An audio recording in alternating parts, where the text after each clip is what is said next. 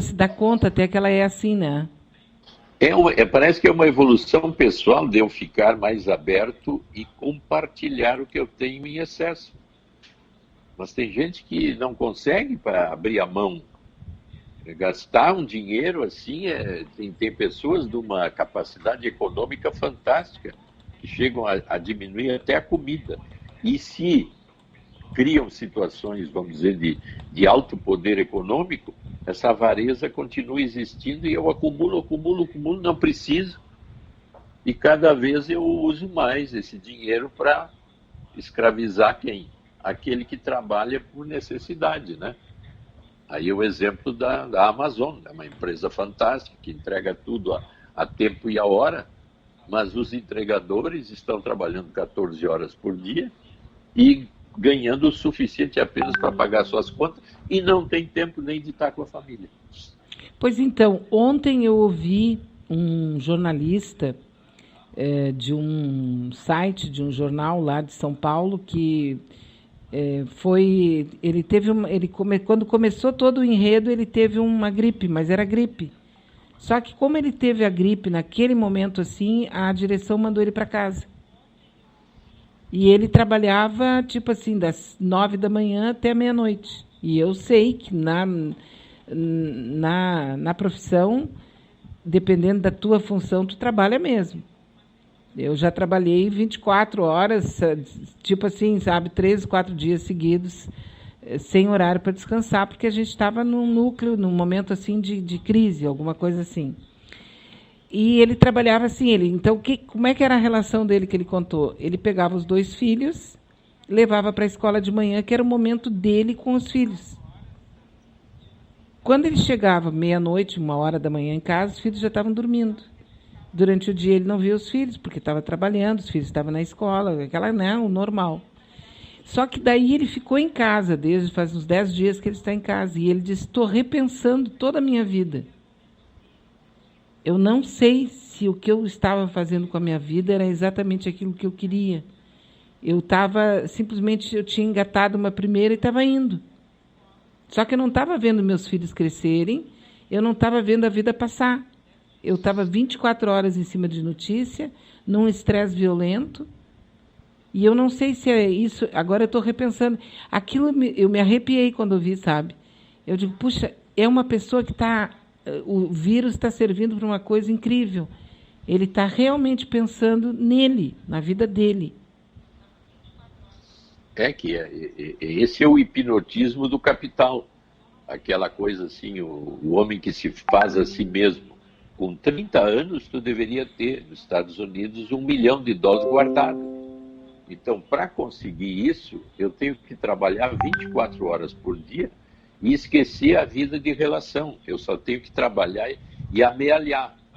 Quando eu chego lá, eu me lembrei de um dentista que era amigo de um paciente meu, que ele nunca deixou de trabalhar, não tinha férias, vivia assim, sempre como se fosse pobre, numa espécie de pobreza constante. Não tinha dinheiro para nada, vivia numa casa boa, tudo mais, sempre trabalhando, trabalhando. Morreu com 85 anos, e aí quando foram ver a viúva, que vivia assim meio na pobreza, ele tinha 10 milhões aplicados. Ele não conseguia mexer e ninguém sabia que ele tinha aquilo. Imagina que terror, né? A viúva que ficou faceira. Sim, a viúva conheceu o mundo inteiro. Começou a viajar, conhece o mundo inteiro hoje. Mas isso aí eu acho que é uma espécie assim a pessoa fica trancada numa coisa, né? Pois aí que está essa avareza, essa fixação no ganhar, no ganhar, no ganhar. Me lembrei de outro também, que era um dentista, e a mulher se queixava para mim assim, mas ele ganha, ganha, e aí então quando termina o mês, ele paga tudo, aí ele começa a chorar que não tem dinheiro para pagar. E o dinheiro, quando tu pergunta para ele, e o dinheiro que tu guardou? Esse não interessa mais. Esse morreu. Olha a posição avarenta, segurando o capital, o dinheiro, sem precisar e vivenciando a pobreza a partir do momento que terminou o mês. Como é que tu muda isso, Beatriz? Não muda. É melhor ele morrer e a viúva aproveitar depois. Tem que esperar antes. Olha só, a Globo News está anunciando que o Bolsonaro está reunido com a sua equipe, que daqui a pouco ele vai falar. Pobre Brasil. Será que ele vai mudar um pouquinho o discurso? Ou... Tomara que troque a fralda antes, né? Que coisa séria, meu Deus do céu. A Lúcia dos Santos está nos mandando uma mensagem de voz. Vamos ouvi-la? Vamos ouvi-la. Agora, cadê? Onde é que foi que eu botei aqui? Está aqui. Bom dia, Beatriz. Bom dia, doutor Maia. Não existe nada que vá nos derrubar, porque a gente está do lado do bem. Agora, a Beatriz falou que a gente não é capaz de desejar o mal, a pessoa que é do bem. Então, eu não sou tão do bem assim, não, Beatriz, porque eu queria muito que o Bolsonaro pegasse esse coronavírus e toda a equipe dele fosse para o outro lado, sabe? Eu não sou tão boazinha assim, não. Então, descobri que eu não sou tão boazinha. Tá? Um abraço para vocês aí. E outra coisa, doutor Maia, olha, na hora que o senhor estava falando que a bandinha faz bem para nós, uma colaboradora, amiga minha, doutora Nádia, mandou uma bandinha aí, bem no mesmo momento. Ela mandou uma bandinha, agora que eu fui ver pelo horário ali que a gente estava falando, ela mandou uma bandinha que eu vou escutar depois, claro, de ouvi-los. Então, eu tô mandando aí para Beatriz essa bandinha. Um abraço, mas eu não sou boazinha, Beatriz. Descobri que eu sou bem ruinzinha. Eu já desejei isso, sim. Tá? Não sou tão boazinha assim. Porque eu acho que uma pessoa que nem ele não tem que ficar aqui no meio, não. Apesar de que eu sou espírito, acredito na evolução das coisas, coisa e tal. Só que eu também acredito que a gente tem que ter uma reação, que Deus nos dá aí estudo, nos dá inteligência para a gente resolver as coisas. Eu estou vendo que está tudo parado, que ninguém está resolvendo nada. Então, essa seria uma grande solução. Beijos. Pois então, né? Esse desejo dela, eu já falei em voz alta aqui, que eu também tenho, até já escrevi no Twitter, que eu desejo que eles morram todos com o coronavírus. Isso aí é uma coisa. Eu estava falando no sentido de haver, assim, realmente por parte da esquerda, um movimento político que chegasse até mesmo a uma solução final, assim, entende? Uma coisa dramática, violenta. Isso, hoje em dia, a gente realmente não tem. Até a década de 70 ainda se tinha alguma coisa assim, mas depois quem teve foi aquele movimento muçulmano, como é o nome deles? O Estado Islâmico? O Estado Islâmico foi, eu acho que a última... Sim, o último movimento radical. Isso. Aí se encontra tudo, todos e a civilização. Mas sim, no caso mas eu não estou pensando neles, eu estou dizendo que o movimento que realmente foi e fez coisas físicas, né?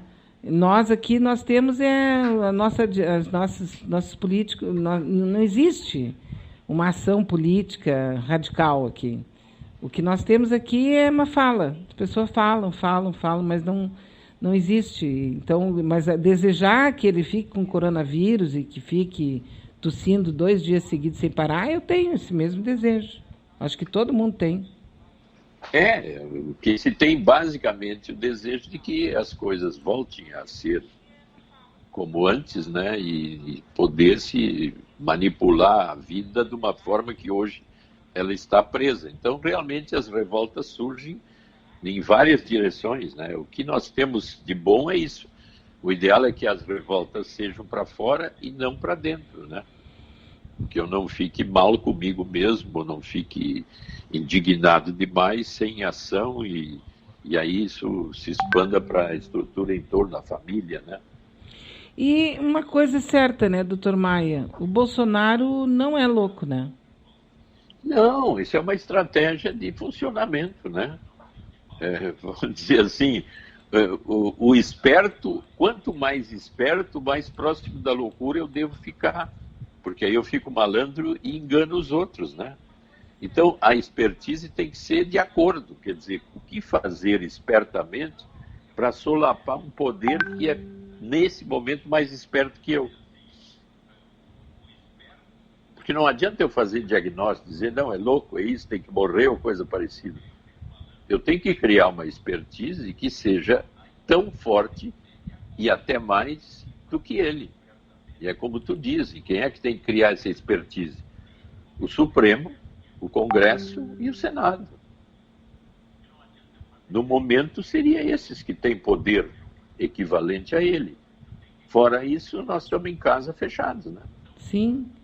E aqui, inclusive, eu estou recebendo do nosso amigo que se comunicou hoje pela primeira vez com a gente, o Dantro, lá de São Leopoldo, um material do professor Renato Souza, da Universidade Federal de Santa Maria, falando justamente sobre isso, que ele não é louco, né? Porque também transfere para o médico, psiquiatra, resolver um problema que não tem nada a ver com doença mental, né? Mas a pessoa que está no poder, as nuances psicopáticas e de expertise aumentam geometricamente. Então, a gente tem a figura do demônio, né, na religião. O demônio é um enganador, está sempre presente, sempre sendo capaz de fazer o que eu penso que o dominei ou o exorcizei, mas ele está sempre aparecendo. Trazendo o demônio para a linha da psicologia, significa a expertise, a ambição, a agressão, o ódio, a inveja, os ciúmes. Essas são as características de expertise e os traços psicopáticos que carregam esse tipo de coisa. E principalmente a expertise de ser mais que tu, ou te dar uma rasteira onde tu menos espera. Então, é isso que eu tenho que ser capaz de também ficar esperto e capaz de realmente fazer uma crítica que realmente tenha força, senão eu fico falando ao léu, né? Uhum. Porque, na verdade, ele não é tolo, ele não é bobado, ele não é retardado, ele não rasga dinheiro. Ele é um cara, como diz aqui o cara, né? Ele é um chefe de torcida. Ele é um líder de gangue. Ele não é louco. Por quê? Por que o ideal dele é o Trump? Por causa desse poder que o Trump também tem lá nessa linha de expertise e de capacidade de neutralizar qualquer coisa que vá contra ele, né? E tu vê que ele trabalha para dar argumentos para a tribo dele, que são os bolsonaristas, irem para as redes sociais fazer uma espécie de terrorismo. Exato. É uma coisa fantástica. Ele tem essa capacidade de arregimentar pessoas que, de certa forma, sempre que tu agride, aumentam a violência no sentido de mais poder para mim, né? Uhum. E daí, se alguém se fizer uma junta médica e disser que ele é louco, ele fica inimputável, né? Pois é, mas aí, antes de juntar esses médicos, ele solapa a própria junta. E o pessoal está preocupado com o príncipe Charles, viu? Porque ele tem 71 anos, portanto, ele é do grupo de risco. Imagina se o príncipe Charles morre de coronavírus. Pois é, né? Acabou meu dia, né? Não, eu acho que eu, como um cara que idealizo a realeza, também vou ficar muito triste. Ai, que horror. O pior é que a gente fala isso brincando, mas lá no fundo, é bem verdade. Eu com isso, se ele está com coronavírus, entendeu? Agora, é super importante que a gente dê essa informação para mostrar para as pessoas que não tem palácio que vá proteger, que não tem paredes de proteção, pode pegar qualquer um, inclusive o príncipe Charles, entende? Então, a importância da notícia ela é gigantesca. O vírus não tem cor política, ele é mau por natureza. Ele é metido mesmo, né?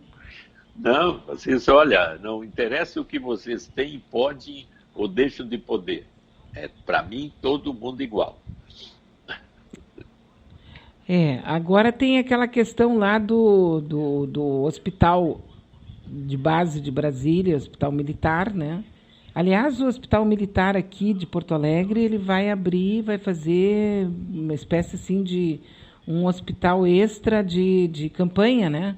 com barracas e tal, para atender as pessoas ali, pelo menos o povo deles, eu acredito.